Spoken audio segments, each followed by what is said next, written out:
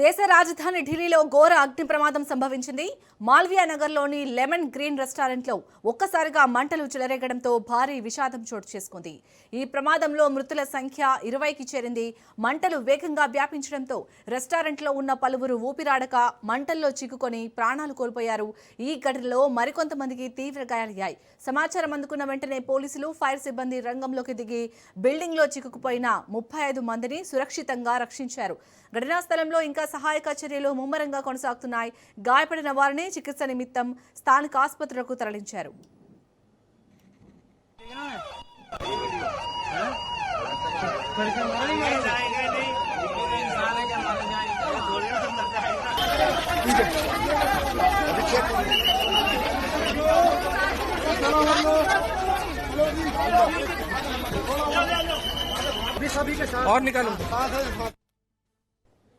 ఇక ఢిల్లీలో జరిగిన ఈ ఘోర అగ్ని ప్రమాదానికి సంబంధించి మరిన్ని డీటెయిల్స్ ని మా ప్రతినిధి రాజు అందిస్తారు. రాజు, ఢిల్లీలో ఉదయం జరిగిన అగ్ని ప్రమాదంలో ప్రస్తుతం 18కి మృతుల సంఖ్య చేరింది. మాల్వియా నగర్ లో జరిగినటువంటి ఈ ప్రమాదంలో మృతుల సంఖ్య క్రమక్రమంగా పెరుగుతా ఉంది.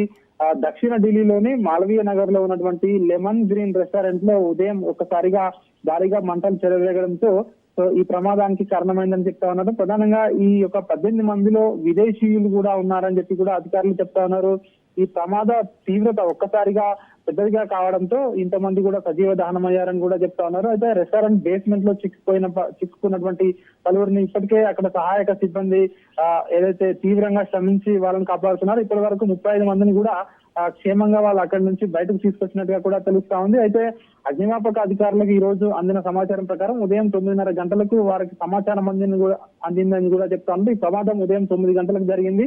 జరిగిన వెంటనే మాకు సమాచారం అందింది అని చెప్పి కూడా అధికారులు చెప్తా ఉన్నారు.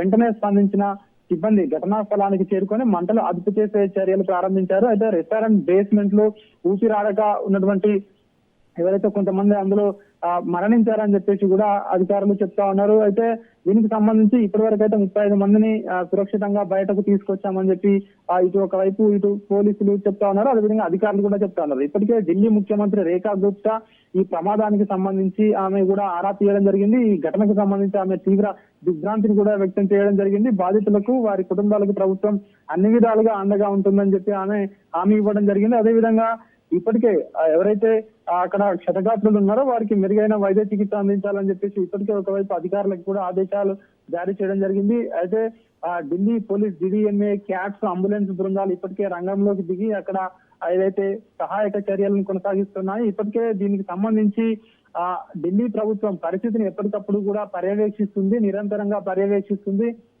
ఎక్కడా కూడా ప్రభుత్వం అశ్రద్ధ చూపించడం లేదని చెప్పేసి కూడా ప్రభుత్వ వర్గాలు అయితే చెప్తా ఉన్నాయి. బాధితులకు అవసరమైనటువంటి వైద్య చికిత్స సహాయాన్ని అందించేందుకు ఇప్పటికే ఏదైతే నెహ్రూ ఫైర్ స్టేషన్ కు చెందినటువంటి డివిజనల్ ఆఫీసర్ అధికారులు అక్కడికి చేరుకొని క్షతగాత్రులను ఆసుపత్రికి తరలిస్తున్నారు. ఇక్కడ సహాయక చర్యలు అయితే ఇంకా కూడా కొనసాగుతా ఉన్నాయి. ఇంకా కూడా మృతుల సంఖ్య పెరగకుండా దాదాపు అందరినీ కూడా కాపాడేందుకైతే రెస్క్యూ టీం రంగంలో దిగి ఈ యొక్క సహాయక చర్యలను అయితే ముమ్మరం చేయడం జరిగింది. మొత్తానికైతే 18 మంది మృతి చెందడం ఏదైతే ఉందో దీని పట్ల ఇప్పటికే దేశవ్యాప్తంగా కూడా